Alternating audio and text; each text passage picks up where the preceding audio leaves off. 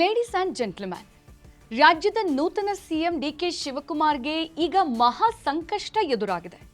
DK ಸಂಪುಟದ ಸಚಿವರೇ ಡಿಕೆಶಿ ವಿರುದ್ಧ ಸಿಡಿದೆದ್ದಿದ್ದಾರೆ. ಅಷ್ಟಕ್ಕೂ ಡಿಕೆ ನೇತೃತ್ವದ ಕಾಂಗ್ರೆಸ್ ಪಾಳೆಯದಲ್ಲಿ ಏನಾಗ್ತಾ ಇದೆ? ಕಾಂಗ್ರೆಸ್ನ ಹಿರಿಯ ನಾಯಕರು ಡಿಕೆಶಿ ನಾಯಕತ್ವವನ್ನ ಒಪ್ಪಿಕೊಳ್ಳೋಕೆ ಸಾಧ್ಯವಿಲ್ವಾ? ಈ ಬಗ್ಗೆ ಕಂಪ್ಲೀಟ್ ಡೀಟೇಲ್ಸ್ ನೀಡ್ತೀನಿ. ಎಸ್ ವೀಕ್ಷಕರೇ, ನೆಲ ಜಲ ಭಾಷೆಗಾಗಿ ಪ್ರಾಮಾಣಿಕ ಪತ್ರಿಕೋದ್ಯಮ. ನೀವು ನೋಡ್ತಾ ಇದ್ದೀರಾ ಫೋಕಸ್ ಟಿವಿ. ನಾನು ವಿದ್ಯಾ.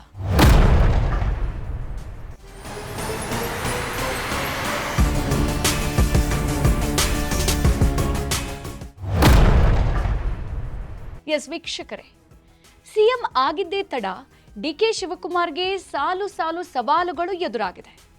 ಸಂಪುಟದ ಮೊದಲನೇ ಪಟ್ಟಿಯಲ್ಲಿದ್ದ ಕೆಲ ನಾಯಕರು ತಮಗೆ ನೀಡಿದಂತಹ ಖಾತೆ ಬಗ್ಗೆ ಅಸಮಾಧಾನವಿಲ್ಲ ಅಂತ ಡಿಕೆಶಿ ವಿರುದ್ಧವೇ ಸಿಡಿದೆದ್ದಿದ್ದಾರೆ. ಮೊದಲಿಗೆ ಸಚಿವ ರಾಮಲಿಂಗಾರೆಡ್ಡಿ, ಆಮೇಲೆ ಕೆಜೆ ಜಾರ್ಜ್, ನಂತರ ಕೆಎಚ್ ಮುನಿಯಪ್ಪ, ಈಗ ಕೃಷ್ಣ ಭೈರೇಗೌಡ ಖಾತೆ ಖ್ಯಾತೆ ತೆಗೆದು ದೆಹಲಿಯಲ್ಲಿ ಬೀಡ್ಬಿಟ್ಟಿದ್ದಾರೆ. ಕೆಎಚ್ ಮುನಿಯಪ್ಪ ಅಂತೂ ಕಾಂಗ್ರೆಸ್ ನಾಯಕ ರಾಹುಲ್ ಗಾಂಧಿಯನ್ನ ಭೇಟಿ ಮಾಡಿ ಖಾತೆ ಬದಲಾವಣೆ ಬಗ್ಗೆ ಮಾತನಾಡಿದ್ದಾರೆ ಎಂಬ ಮಾತುಗಳು ಕೂಡ ಈಗ ಕೇಳಿಬರ್ತಾ ಇದೆ. ಸದ್ಯ ರಾಜ್ಯ ಕಾಂಗ್ರೆಸ್ನಲ್ಲಿ ನಡೀತಾ ಇರೋ ಬೆಳವಣಿಗೆಗಳನ್ನ ನೋಡ್ತಾ ಇದ್ರೆ ಕಾಂಗ್ರೆಸ್ನ ಹಿರಿಯ ನಾಯಕರು ಡಿಕೆಶಿ ನಾಯಕತ್ವದ ವಿರುದ್ಧ ಸಿಡಿದೆದ್ದಿದ್ದಾರೆ ಅಂತ ಅನ್ಸುತ್ತೆ. ಯಾಕಂದ್ರೆ ಸಿದ್ದರಾಮಯ್ಯ ಶಾಸಕರಿಂದ ಆರಿಸಲ್ಪಟ್ಟಂತ ಸಿಎಂ ಆಗಿದ್ರು ಡಿಕೆ ಶಿವಕುಮಾರ್. ಹೈಕಮಾಂಡ್ನಿಂದ ನೇಮಿಸಲ್ಪಟ್ಟ ಸಿಎಂ.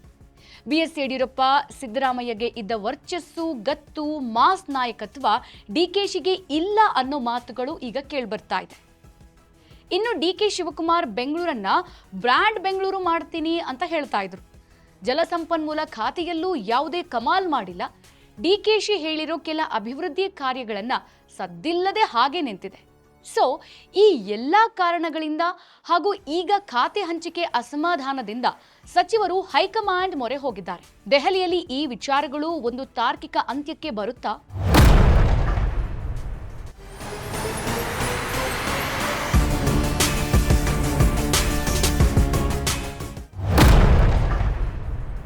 ಡಿಕೆಶಿ ನಾಯಕತ್ವವನ್ನ ಹಿರಿಯ ನಾಯಕರು ಒಪ್ಪಿ ಮುನ್ನಡೀತಾರ ಅನ್ನೋದನ್ನ ನಾವು ಕಾದು ನೋಡಬೇಕಾಗಿದೆ.